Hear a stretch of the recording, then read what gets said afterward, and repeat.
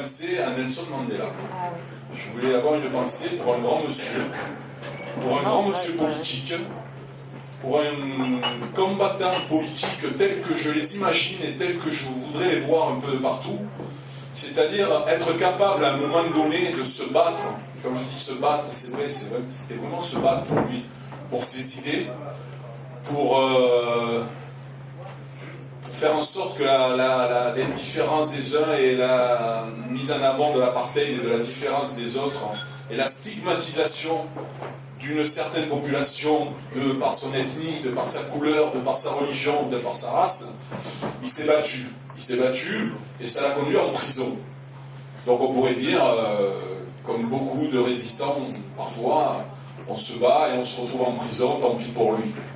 Mais cette partie-là du combat, elle est intéressante. Mais moi, ce qui m'intéresse encore plus, et ce qui m'a encore plus intéressé, et c'est la deuxième partie.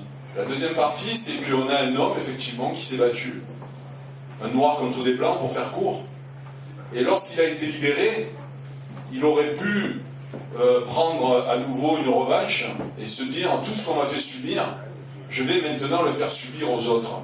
C'est parfois ce que l'on entend chez certains, parce qu'ils sont dans la souffrance, et ça je peux le comprendre, et je peux effectivement admettre que quand on a vécu des choses horribles, on a envie de se venger.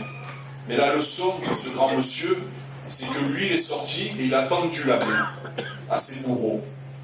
Il a discuté avec ses bourreaux. Et il a fait en sorte que son pays devienne maintenant un pays, alors les problèmes ne sont pas réglés, hein, loin de là. En Afrique du Sud, la délinquance, etc., elle existe toujours.